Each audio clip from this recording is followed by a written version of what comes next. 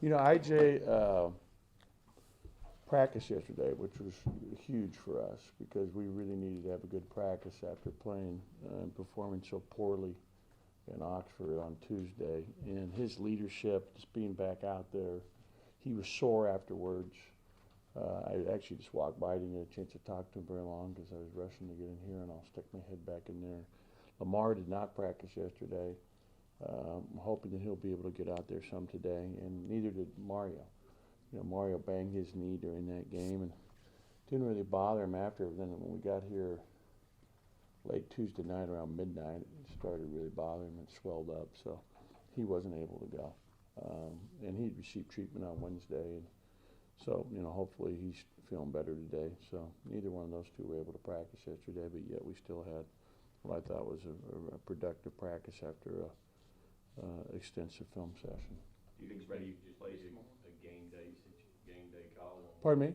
You expect it to be a game day decision on No, it? I won't know more until today, so I can't say that because, you know, we still have another, 26 hours. When you think back to that first matchup with Tennessee and things, what can you carry over from that you learned up in Knoxville that you can carry over into Saturday? Well, they're really good. We played them tough. You know, the first half we had a couple missed layups that actually would have given us the lead if we just made a couple layups. We were down 3 at halftime. But, you know, they've been playing spectacularly from that game forward in terms of 4 wins in a row. You know, beat Kentucky at home, beat Kansas State, just crushed Auburn on the road in their last game. You know, I think they have at least three road wins in the SEC already, and, you know, played Florida to a really close game. I know they beat A&M. I know they beat Vanderbilt. I know they beat Auburn on the road. So they're playing well. Hubbs is really a good player. I mean, I'm watching film on him. You know, he was dominant in our game. He was dominant against Kentucky. You know, he really is a tough matchup. Grant Williams is a heck of a freshman. I mean, you know, he'll definitely be all freshman team. I mean, he's a beast and really an interesting kid. You know, when you looked at, he could have gone to Harvard or Yale, and his mom's a NASA engineer, really well spoken, really a neat story, and you know, so they have depth at every position. You know, they've got couple guys at each position, so they just keep coming at you. You know, Schofield's playing really well. You compare Schofield, what he did going into the league, to what he's done now. It's really impressive, and I'm not surprised by it because I really thought he was good last year as a freshman when we were watching them. In that second half against Tennessee, you talked about how physical they were the whole ball game up there, but I guess 50-something points you gave up in that second half. What were they able to exploit in that second half that you were able to identify? You know, they really took it at us inside and got the ball around the basket.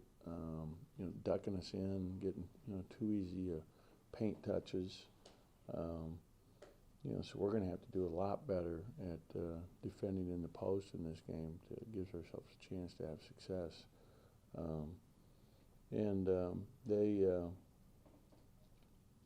They did a good job defensively. I mean, they've got a good team. I mean, that's why they're projected right now to be in the NCAA tournament. I mean, you know, they're a good team. It's interesting because they're, again, not tall, but just really wide and tough and thick. And, you know, Hubbs has been really impressive, too. Hubbs is one of the better players in the SEC. What was the mood like with your guys at practice yesterday coming off that old? Well, I think after watching the film and just seeing how poorly we played and, you know, all the areas that we've continued to talk about and, you know, have to improve to be able to compete in our league, that I thought it was a very good practice. And, you know, it's back to fundamentals. You know, that's what's tough when you're playing 2 games a week and you're going game after game after game after game, and with a team this young where we're playing with so many young kids, and we still need so much fundamental teaching and just getting back to basics. You know, this is, you know, just the basics of what we need to do, and that's, you know, something that, you know, we did yesterday, and I thought it helped us. We did it after the last time we played these guys. You know, we came back and had a really good practice that Monday and against Tennessee, and so, you know, having good practices and you know, I feel help you in terms of your confidence in preparations for games. And when you're playing game after game after, sometimes it's hard because you don't want to kill your guys because, you know, you're playing so many games. You know, like that last stretch, we went 9 straight days in a row because of the change from the Tuesday to a Wednesday game. So that forced us to take Sunday off after we got back from Tennessee, and then we went Monday, Tuesday, all the way through, and our next day off was you know, this last Wednesday. Against Ole Miss the other night, Schneider had 1 shot attempt the whole game. How do you get him more involved offensively? Yeah, you know, we've got to get him the ball more. There's no question that's a problem for us. I was looking at that stat again this morning. You know, that's a big deal. And then he's got to get more offensive rebounds. You know, I mean, in our last game, we had 2 starters get an offensive rebound. And that was Eric Holman and then Mario Kegler. Mario wasn't even credited with one. They missed it in the stats because he had a follow miss on a shot where, you know, it was a point blank, you know, should have gone in. I don't know why the stats didn't pick up on it. We should make sure we correct that. We want every offensive rebound we can get because that's a real problem for us. But I tell you, the biggest thing in that game when you watch it and you go back is the transition defense. And we were so poor in that area, and something we talk about every game. So, you know, yesterday we spent a lot of time, and every time that we screwed up on it, you know, we paid for it. That's how it's got to be again today. I don't like to do a lot of transition stuff the day before a game. We have to today. Well, we have to do some transition defense stuff today because we're just and you see that when you're not doing a good job in that area, so many open threes and things that they're just, you know, crazy that shouldn't be happening now this late in the season. Why do you think that was a problem? Well, I think part of it was not having IJ. You know, in other words, our scheme of having 1 and 2 back and who stops the ball and who has the hole and and then, you know, guys not executing. We had some guys that just, you know, were caught up in the game and they're ball watching rather than doing their job. Watching the film yesterday, it was very evident to our team, showing them, you know, over and over, okay, here it is again.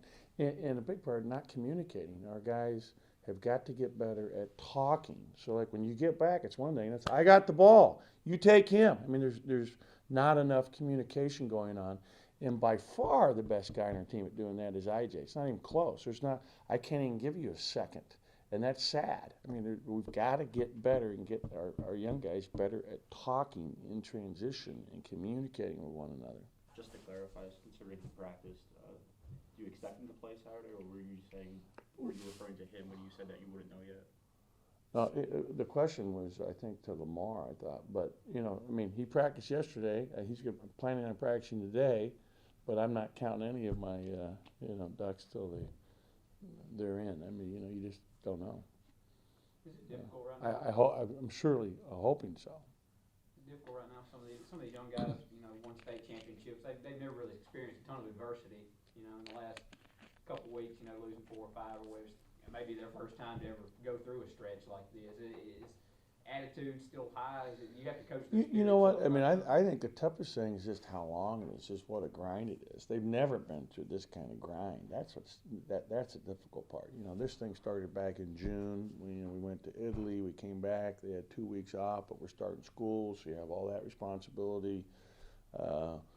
You know, and then you get into a season where it's so much longer than a high school season. There's so much more involved in terms of the preparation, the film, you know, the quality and level of the players, the travel. It's just a completely different experience. That's why, you know, the best thing about being a freshman or having a freshman is to become sophomores. You know, you've heard coaches say that before because it's like, you know, everything is new. Everything they're experiencing is still new, a lot of these guys. And including, you know, the fact that it's an incredible grind compared to anything they've experienced in the past. And they're all going to be better for it. With where you guys are at right now, how does that compare to what you thought you guys would be at this point in the season? You know, I didn't have any preconceived as to where I thought we'd be at this point in the season. I mean, to me, it's always one game at a time and trying to get better and trying to deal with the adversity of the injuries and the different things you have to deal with any team. But, you know, we're, you know, after the first round, 4-5, and we've got a very tough schedule. I mean, the one thing about our league this year, when you compare it to the previous couple of years, this league's a lot better than it's been.